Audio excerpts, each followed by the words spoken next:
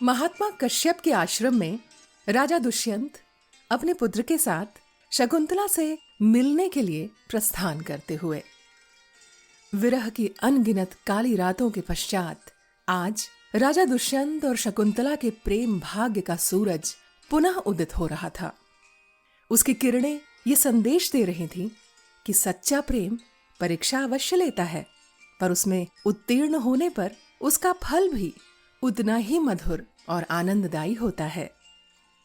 उस गंधर्व विवाह की रात्रि के पश्चात आज एक बार फिर राजा दुष्यंत अपनी पूर्ण चेतना में शकुंतला से मिलने को व्याकुल थे। विरह के बाद का प्रेम मिलन और ज्यादा अद्भुत और सुख देने वाला होता है। राजा दुष्यंत के पैर शकुंतला की कुटिया की तरफ जैसे जैसे बढ़ते चले जा रहे थे, वैसे वैसे उनके मन में न जाने कितने विचार आते जा रहे थे। कभी शकुंतला के दर्शन पाने का आनंद, तो कभी उसे त्यागने की ग्लानि से आंख न मिला पाने का भय, कभी चक्रवर्ती पुत्र के पिता होने का गर्व, तो कभी शकुंतला के प्रति उनके प्रेम की तड़प।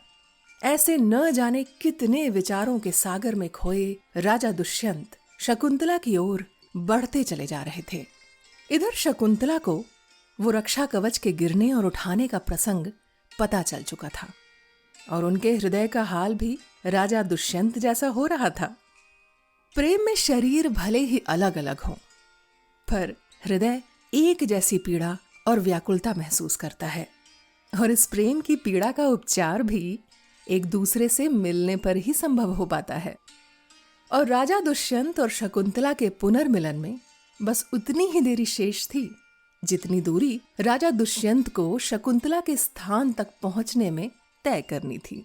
शकुंतला अभी भी मन ही मन अपने सौभाग्य के पुनः लौट आने के समाचार पर विश्वास नहीं कर पा रही थी। दुख और उपेक्षा के लंबे अंतराल को अकेले सहन करते करते उनकी आंखें अब कदाचित पथरा सी गई थीं। हृदय भी अब उस आशा की किरण से प्रभावित नहीं हो पा रहा था। पर इस सारी उदासी के पश्चात भी जैसे ही शकुंतला के कानों में राजा दुष्यंत की पदचाप सुनाई दी, उनकी मनोदशा जैसे एकदम से बदल गई। वो उठ खड़ी हुई और खिड़की की तरफ से बाहर की ओर देखने लगी। वो चाहती थी कि बाहर की वायु उनकी इस स्थिति में थोड़ी राहत दे सके। तभी वो पदचाप की ध्वनि और स्पष्ट होकर थम सी गई। राजा दुष्यंत ने कुटिया में पहुंचकर पुकारा, शकुंतले।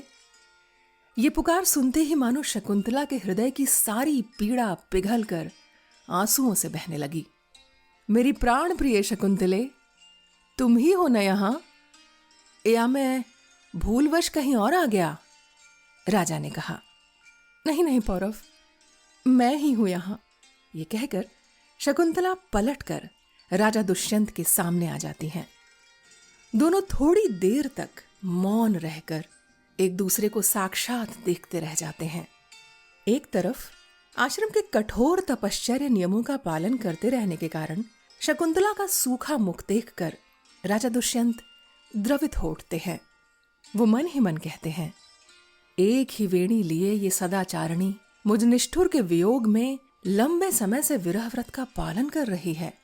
दूसरी तरफ पश्चाताप के कारण दुर्बल और विवर्ण राजा को देखकर पहले तो शकुंतला उन्हें पहचान नहीं पाती। वो अपने अश्रुओं को पोंछकर एक बार फिर से राजा दुष्यंत को देखने का प्रयत्न करती हैं।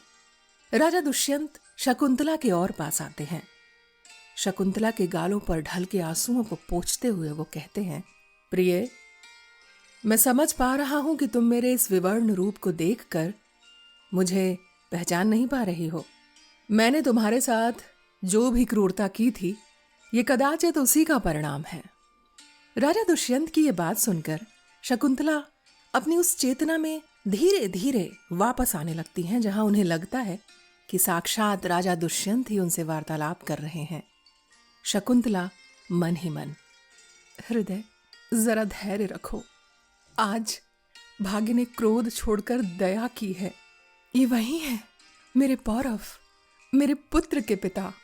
राजा दुष्यंत शकुंतला के हाथों को अपने हाथ में लेते हैं और कहते हैं, आज बड़े सौभाग्य का दिन है शकुंतले।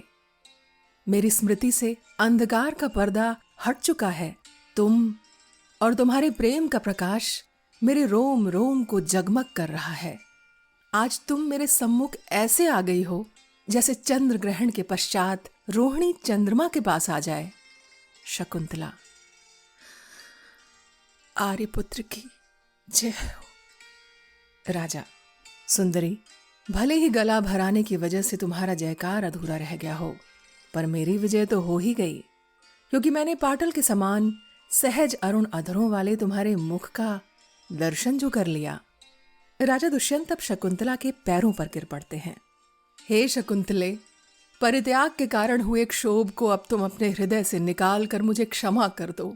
तमोवृत्ति के मन में बढ़ जाने की वजह से शुभ वस्तुओं के प्रति लोग ऐसा कर जाते हैं, जैसे अंधे व्यक्ति के सर पर फूल माला रखने से वह उसे सांप समझकर दूर फेंक देता है। ऐसा ही एक अंधकार मेरे मन पर भी उस समय छा गया था।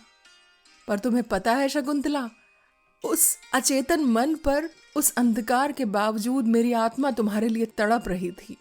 वो मुझे बार बार तुम्हारी याद दिला रही थी। शकुंतला राजा दुष्यंत को उठाते हुए, उठिए पौरव, उठिए। कदाचित पिछले जन्म में मुझसे ही कोई पाप हुआ होगा जिसका फल मुझे उन्हीं दिनों मिलना था। इसी कारण इतने दयालु होने के बाद भी आप उस समय मुझसे इतने विरक्त हो गए थे। राजा दुष्यंत उठकर खड़े हो जाते हैं। शकुंतला। पर फिर आपको मुझ दुखिया की याद कैसे आई? राजा। बताऊंगा प्रिय, पर पहले मन से दुख का कांटा तो निकाल लूं। तुम्हारे अधरों पर आ कर गिरने वाले जिन अश्रु बिंदुओं को मैंने उस दिन उपेक्षित कर दिया था, वो आज भी तुम्हारी इन तिरछी पलकों में अटके हुए हैं। पहले उन्हें पोंछ लूं तो शांति मिले। तभी शकुंतला की दृष्टि उस नामावली अंगूठी की तरफ पड़ती है। शकुंतला। अरे, आपकी अंगूठी तो ये रही। राजा। इस अंगूठी के मिलने से ही तो मुझे तुम्हारी याद आई। शकुंतला। इस अंगूठी ने मेरे ही साथ बुरा किया। जब मैं इसे दिखाकर आपको विश्वास दिलाना चाह रही थी, उस समय तो ये मिली नहीं। राजा दुष्यंत। लो, अब वसंत में मिलने के स्मरण चिन्ह के रूप में इसे पुनः धारण कर लो। शकुंतला। नहीं, अब मुझे भरोसा नहीं रहा इसका। आप ही पहने रहें। और वैसे भी मेरा तो श्रृंगार आपसे ही है। आप वापस मिल गए तो मेरे जीवन का वसंत और श्रृंगार स्वतः ही लौट आया। बाहरी आभूषणों के तो हाथों से फिसल कर खोने का डर रहता है, पर प्रेम रूपी आभूषण तो सांसों की डोर से आगे भी साथ निभाता है। इस नश्वर शरीर के साथ कल को ये सब कुछ इस पृथ्वी से नष्ट हो जाएगा, पर हमारी प्रेम कथा सदैव जीवित रहेगी। युगों बाद ऐसी ही सुखद संध्या को कोई लेखक अपनी पुस्तिका में जब आपकी और मेरी इस गाथा को अंकित करेगा, तो उससे अधिक अमूल्य और क्या होगा। शकुंतला की यह बात सुनकर राजा दुष्यंत मुस्कुरा उठते हैं और कहते हैं, अच्छा, आशा है हमारी प्रेम गाथा लिखते समय वो लेखक तुम्हारे सौंदर्य, तुम्हारे नैन नक्श, तुम्हारी गति का विलास और तुम्हारे रसीले अधरों का वर्णन उतने ही न्यायोचित तरीके से करे जितना मैंने उन्हें महसूस किया है। अगर कहीं उसने उस वर्णन में न्याय नहीं किया तो? शकुंतला। हो सकता है कि वो कोई लेखिका हो, तब तो सौंदर्य वर्णन के साथ न्याय होने की पूर्ण संभावना है, क्योंकि एक स्त्री से अच्छी सौंदर्य की बारीकियां कौन समझ सकता है। पर साथ ही साथ मुझे एक भय भी है। राजा दुष्यंत। वो क्या प्रिय? शकुंतला। इस प्रेम गाथा में आपके पौरुषत्व का भी तो वर्णन होगा, और वो वर्णन करते करते कहीं वो आपके प्रेम में ही ना पड़ जाए। फिर सतयुग से कलयुग का अंतर भी तो बहुत होगा ना। दोनों खिलखिलाकर हंस पड़ते हैं।